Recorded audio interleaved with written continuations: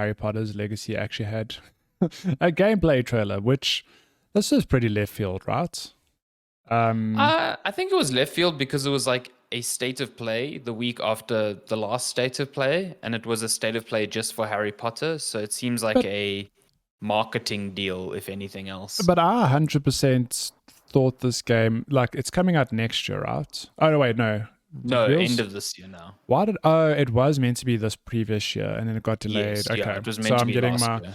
Okay, and then before it was last year, it was meant to be the year before that. Holy shit! Yeah, game has been delayed. It's been around the block. Let me just make this nice big screen for the video viewers. I have not actually watched the state of play. Sorry to say. Like the whole 15. It's like 15 minutes. It's I've it's scrubbed, not bad. I've scrubbed through it. I haven't watched it from beginning to end.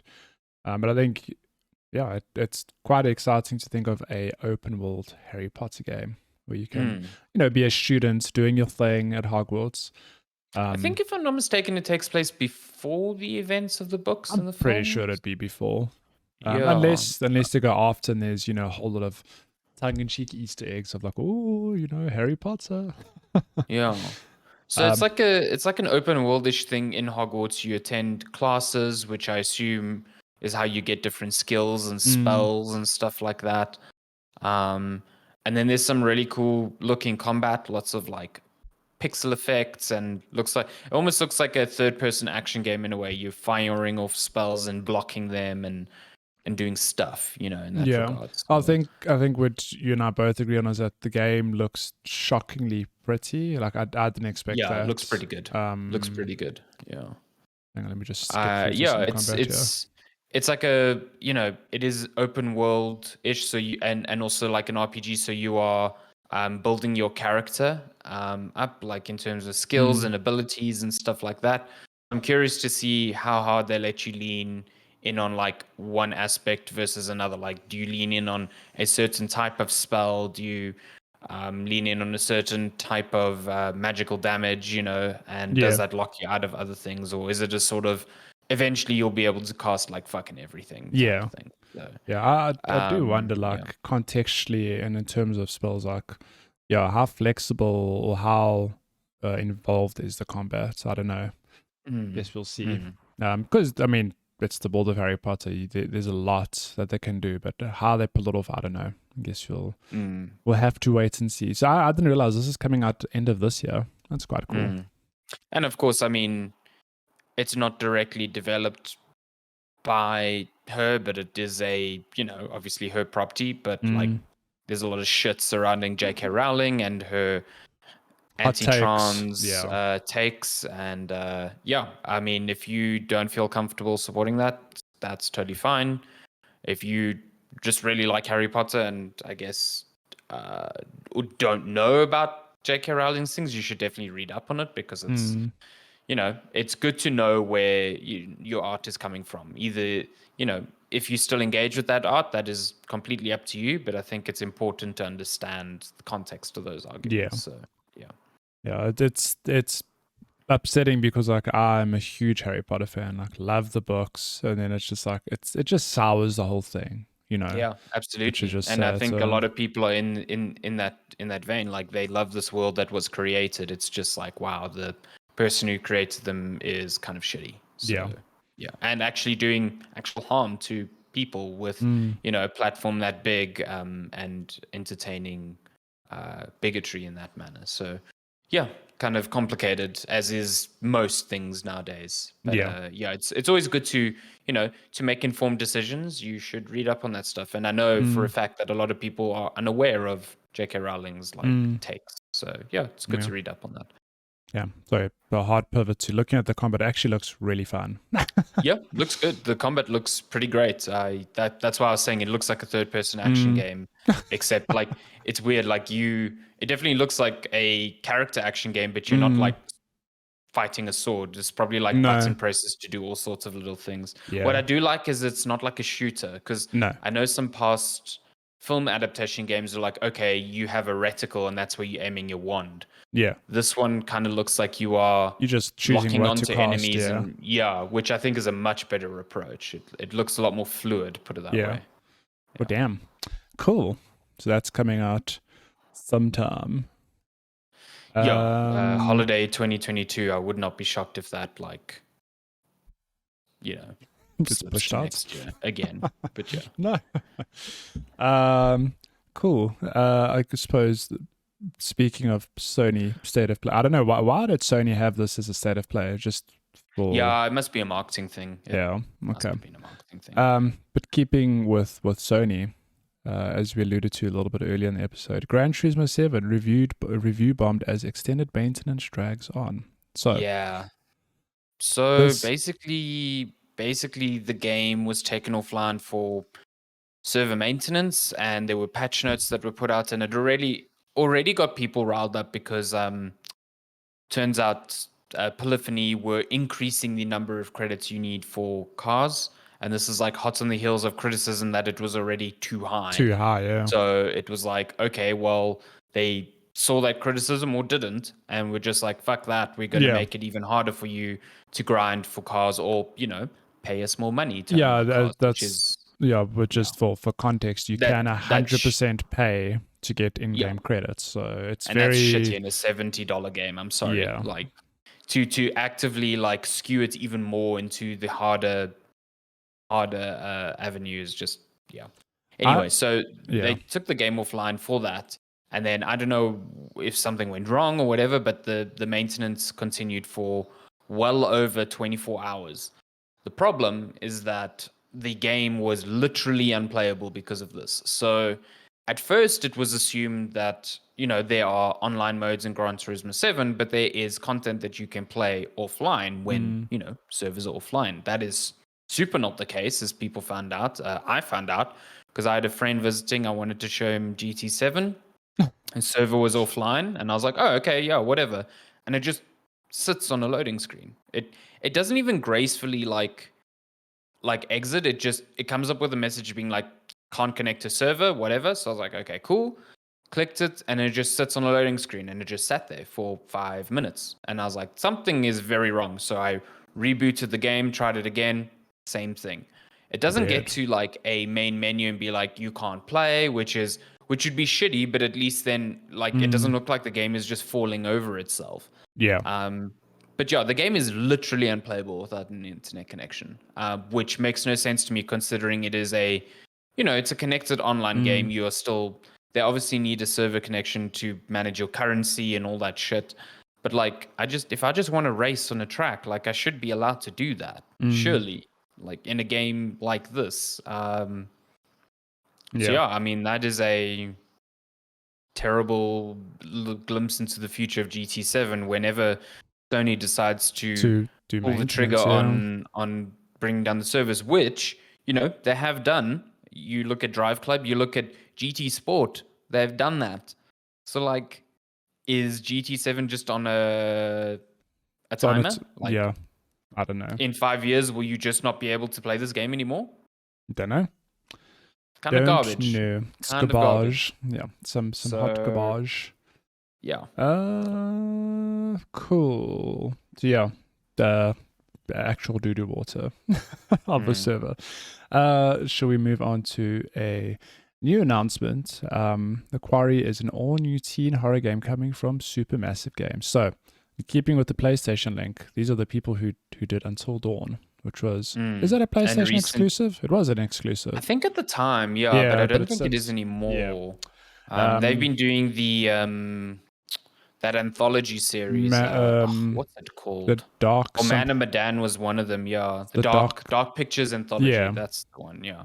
Where it's like similar styled games, but it's, an anthology series. So this seems to be more in line with Until Dawn in it being like a teen slasher interactive film. I mean, the setting is it like summer camp, something with it's real David Jason Arquette energy here. Yeah. And there's like big actors attached to it as well. So yeah, what's cool is that they have a mode in here called like, I think, movie mode, where you can literally just watch events play out and not take part in what's happening in them. So it's like an actual movie. That's cool. It's just like a little popcorn evening. Cool. Yeah, exactly. And Until Dawn was really cool in that it captured the B grade, schlock of a slasher horror. But obviously had very far-reaching effects. You could end the game with everyone alive or everyone dead. Yeah. So that's kind of cool. I never got that sort of feeling from the anthology series. Like I played Man of Medan, and I was just like, this just doesn't feel the same. It doesn't feel as smart. It doesn't feel as clever. It was just reliant on jump scares, and so I'm kind of keen that they're going back to this formula. I think it'll be quite cool. Their winning formula. Cool. Yeah. Is there any release date here? I don't know. No. July 8th? No, I don't know. No. Yeah, but I mean, I have no idea. This studio though, they tend to put out games relatively quickly. Yeah, so yeah. I think they've locked down this at least technical side. Yeah. They've locked it down. So I think it's more, just writing and all the different permutations. Yeah. So cool. In keeping with horror, Netflix's Resident Evil live action series gets teaser art and a summer/winter for South Africa release date. This is such a I'm a this is interesting. John Michael pointed out to me this week because I think Capcom have a Steam sale happening at the moment. Okay. So we were just talking about it, and he just looks at me and said, "You are definitely a big Resident Evil fan. You've probably played every game." No way. Really? But we know I'm a big fan. And then I looked at him and was like, you're right. I don't think I've missed any mainline games. Like I have 100% played all of them. Even some of the spin-offs like Revelations 1 and 2. So I was like, yeah, I'm definitely a big Resident Evil fan. And this series is a big question mark for me. So sorry, just quickly. Netflix's live action Resident Evil series will debut globally on July 14th. And I'm curious, like it's a thing of I know Resident Evil isn't going to be winning any Oscars. Even some of the main games, like it's not going to be Game of the Year material, but I love playing them. You best believe I'm very excited to just watch the Resident Evil series. I don't know if it'll be any good, but yeah, is this like an alternate timeline or a prequel or a sequel? I don't know. Yeah, I guess you could call it alternate timeline, but it's meant as like a sequel to the games because the main character is going to be Albert Wesker's daughter. Yeah. So which hasn't been in any of the games. Here's the synopsis. The year 2036, 14 years after a deadly virus caused a global apocalypse, Jade Wesker fights for survival in a world overrun by the bloodthirsty, infected, and insane creatures. In this absolute carnage, Jade is haunted by her past in New Raccoon City, by her father's chilling connections to the Umbrella Corporation, but mostly by what happened to her sister, Billy. New Raccoon City. Okay, so it's an alternate, maybe not alternate, future Resident Evil piece focused on Albert Wesker and kids. So I think why you and I are very excited for this is that Albert Wesker will be played by Lance Reddick, who is Silence in Horizon Forbidden West. Yep, and he's great actor. What's his name? He's one of the main characters in Destiny as well. He's very good at his game stuff, and he's like, he really leans into it in a very wholesome and good way. So yeah, I fully expect to see him completely committing to that role, and I think that would be great. Now, place your bets. What are the chances that they are going to, at the end of the season, show us Chris Redfield or Leon or one? Oh, definitely. 100%. They have to feature somewhere. It was like a little surprise. And they are absolutely going to have him punch a boulder. That's just how it is, True. It's gonna the final scene of the series is gonna be you hear this punching in the background, and you see this like boulder, and the camera pans, and then you see this like really ripped back of a guy, and then he turns around and he just looks at the camera, and he's got like bloodied hands, and there's like blood on the boulder. My goodness, unrelated. I have a cat on my shoulder. Amazing. Cool. Last pieces of news. Steam Deck now supports Xbox Cloud streaming through Edge browser. Yeah, this is kind of cool. It seems that Microsoft actually worked with Valve to be like, we can't get Game Pass on Linux yet. But obviously people can access their Game Pass libraries through streaming in supported regions, obviously. No. But I assume all the regions that the Steam Deck is launching in have access to Game Pass, cloud gaming, whatever. Yeah. But so correct me if I'm wrong, but I know you can put Windows on the Steam Deck. I know it's garbage. Yes. But yes. If it you do not need Windows for this. No, but what I'm getting at is if they were to fix the Windows on Steam Deck drama, surely would that not make Game Pass accessible? Oh yeah, absolutely. But it's like it's just like not working. Yeah, I mean that's more up to AMD than Valve because it's more AMD's drivers, and Valve, like, they're putting all of their work into SteamOS, not into like they're like, you can 100% install Windows on this thing, but they made it very clear they aren't supporting that. So they're not going to make like, SteamOS makes this thing feel like a portable console, whereas when you have Windows on there, it's like, okay, well, this controller doesn't work as well as I think it should because the drivers are all fucking a mess on Windows. So yeah, like, I wouldn't do that. But at least this gives you access to your Game Pass library, and it's on Linux. There are steps to follow to do this, which are quite extensive. They also do something that I think is totally fine. If you are familiar with Linux and just messing with PCs, it's not a problem. But during the review period, Valve said, we've made this device a read-only device in terms of its file system, and you have to like overwrite that in the command panel to get Microsoft Edge onto this. So, you run the risk of, if you fuck this up, like, you need a factory reset this device. So there's always that.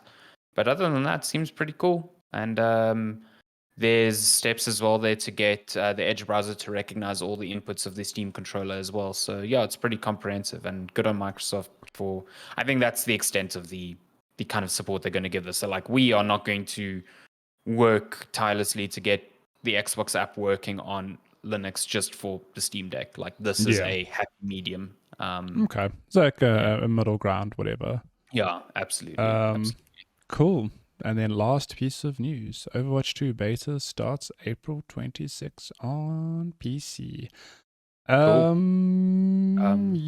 Congratulations to Blizzard and Overwatch players. Happy birthday to Grant Hines. I'm sure he's happy. Grant Hines is he sees Widowmaker starts salivating like, yes. Yep. This is it. And like, look, I'm very happy for people like Grant and other fans who are huge into Overwatch. Like, of course, it's exciting to get a sequel, but I'm still, I mean, if you listen to this podcast, you know that we have trepidation or just feel cautious. Like, it feels a bit strange to be especially now getting a sequel without the PvE element, which is why you would buy the sequel. Really, I still don't understand what this is. Like, it's strange. I don't get it. All the character changes and the maps are coming to Overwatch 1. So outside of better visuals, which is never the focus in an esports game, these games are designed to work on potatoes. That you have. I don't get it. Who is going to buy this aside from very, very, very dedicated Overwatch fans? Like, when you can get everything that you need on the version that you already own, I just don't understand the impetus to go and buy this. Yeah, but that's why I say, like, the whole point of Overwatch 2 is like, yeah, it's the same game, but there's PvE stuff. Now they're like, the PvE stuff is delayed. So I'm like, okay, it's big question mark from me. To me, it's strange. Like, I don't understand it. But yeah, that's happening. That's news.